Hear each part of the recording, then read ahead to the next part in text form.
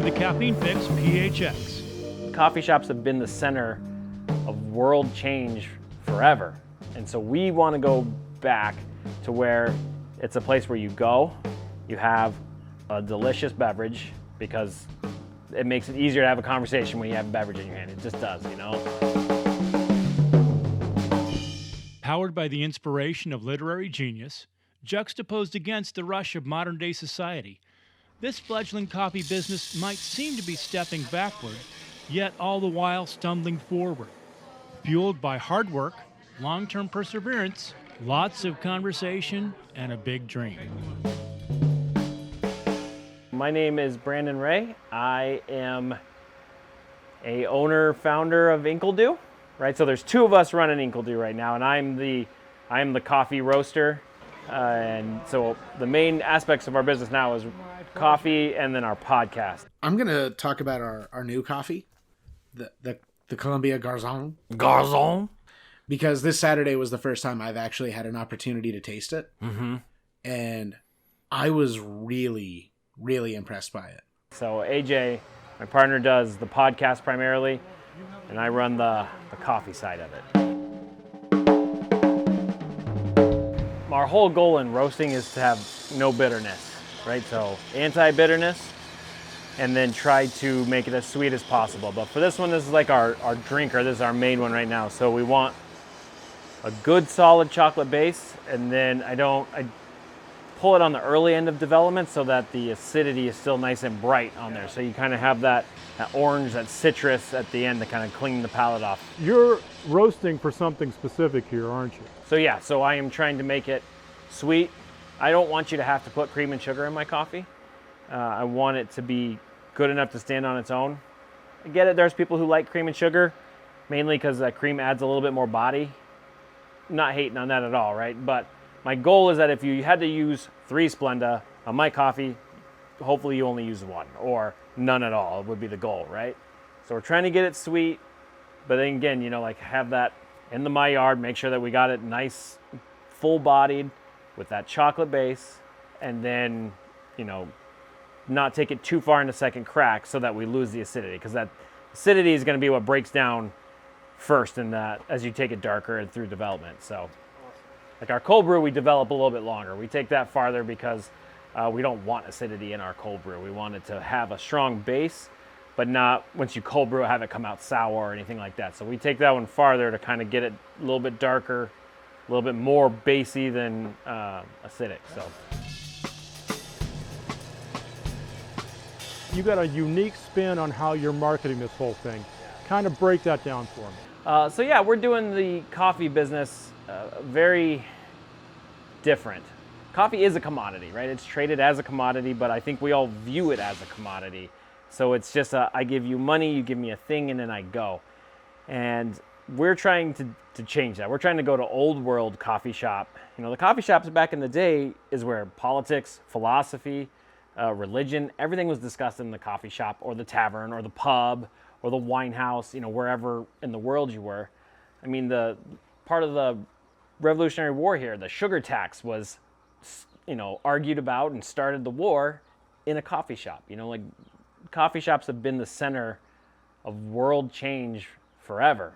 And so we want to go back, and you can meet your friend from a long time ago, catch up, you can meet people just to chat, you can study, or you can meet up and discuss the politics. And I was like, 100%, that's what coffee shops should be, right? You should be able to go there, meet, discuss, and just the reality of our existence is that beverages help that. And so that's what we want to do. We want to foster the conversation and use the beverages to support that conversation, whether that's a cup of coffee in the morning, a glass of wine in the evening. Whenever you want to have that conversation, we want to be able to support that by providing the delicious beverage to go with it. You have an overarching concept, and it starts with the conversation, but what's the end game here?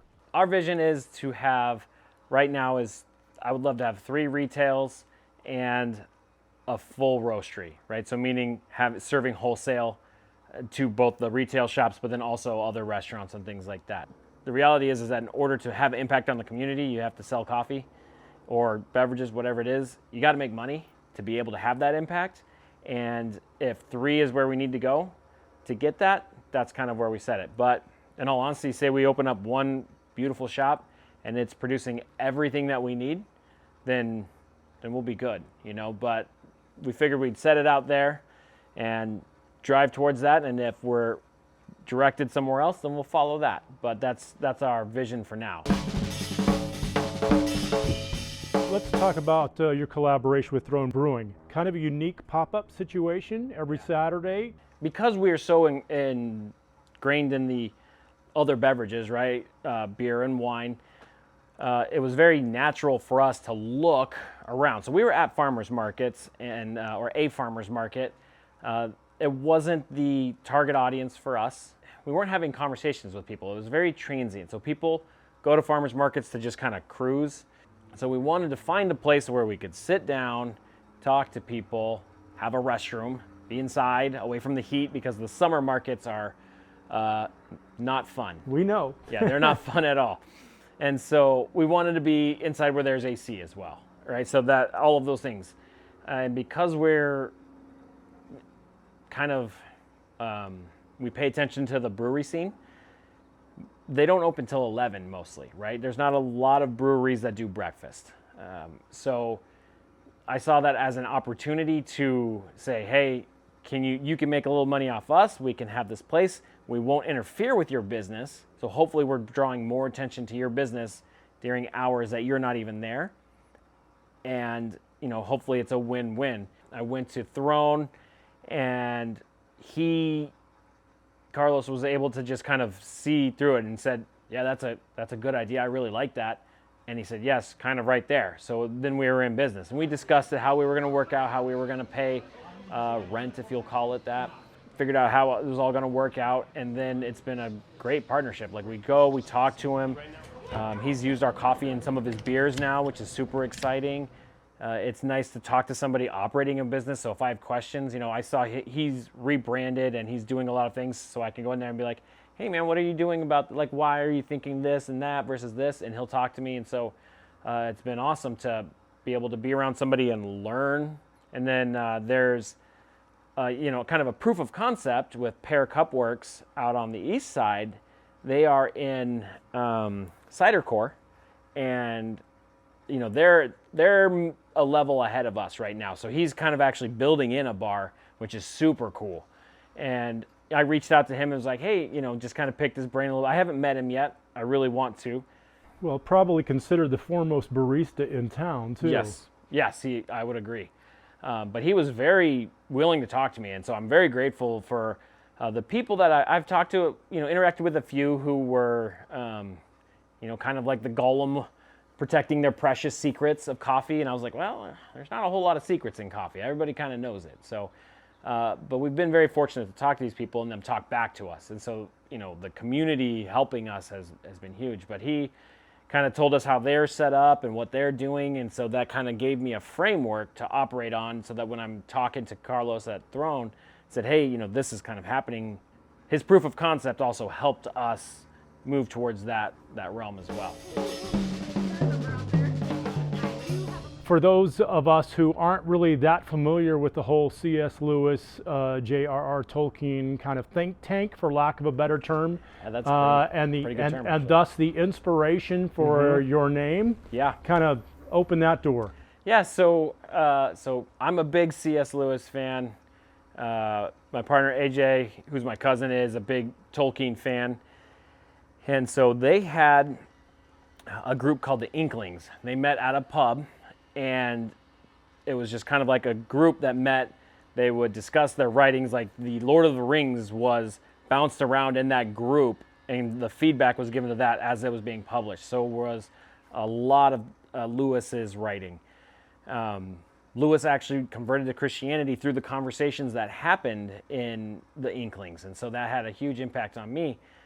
And so when I was going through confirmation in the Catholic Church, my cousin was my sponsor, AJ. And so we would meet for Taco Tuesday, right? Instead of beverages, it was tacos. And I think tacos is probably a good substitute as well. If you don't have beverage, go for tacos, right? Absolutely. Can't beat them. So we would get We would get loads of tacos, and then we would just talk about everything, and it was both serious and silly, back and forth. And then, it was kind of a safe spot to where I could ask hard questions, and then we could work through them. And so that was a big part of our life that impacted both of us. But then I also wanted to build in the conversation piece. I felt I had something to say, and I wanted to bring that out, but I needed a platform. And so we had talked about doing a podcast. I actually called my cousin AJ, and we went to Lucy's Market. I said, meet me there. Let's talk about this idea I have. And on the way there, I was thinking about the Inklings, and then I said, the second iteration, Ink will do. I was laughing with somebody about Peixoto, right? We're Ink will do. I was like, as soon as you throw an X in the name, man, it just throws everybody off. Nobody knows how to say the name. And so it makes it kind of a fun conversation starter for us too. But yeah, that's what we're trying to do. We're trying to be the second iteration of the Inklings, right? That pub, that place where people come, they talk, they have drinks, they work through things, and hopefully, people will produce great art or great writing or great politics or theology, something out of the conversations that they had in our shop, because then that would be a real tangible impact on the community, and that's what we want to foster. Do you have a time frame for when you want all of this to play out? The way we're approaching it is we're going level by level. So we talked about like the roaster. You can see I've got the Aleo now, but started on a popcorn popper, right? Because that's what I had available to me. That's the amount of money that I had to invest in my company. So I went to Walmart and bought their leftover frosting buckets so that I had a food grade plastic bucket. They sell them for like $1. I had my popcorn poppers and my trusty box fans and got to work, right? With a colander for my cooling tray on a box fan. So it's guerrilla warfare. You got to do what you got to do. That's the amount of money that I had to invest. So, but I'm going to start because I love it. And so we started there, started selling friends and family. They're buying enough, and eventually I'd sold enough coffee to be able to upgrade to, they're both down here, the Baymore, right? Or Beemore, however you want to pronounce it, the little toaster oven. And so then I was roasting more coffee at a little bit better quality than the popcorn pop. Actually, it's pretty even, the Baymore versus the popcorn popper. People might talk trash about that comment, but I stand by it. Eventually, then we sold enough coffee to then I could buy a second Baymore, so then I could alternate. So then I never had coffee. I was never stopped roasting. I could keep it going the whole time. So then just kind of leveling up. And then we maxed those two out with what we're selling. And we were like, okay, we need to get something that can do more faster and better. And so that's where we set the goal for getting the Aleo. And so now we're going to max this thing out. And as soon as we max this thing out, then we'll go to that next level, right? And so, we're looking to do, like we're doing friends and family and Facebook and the pop-up.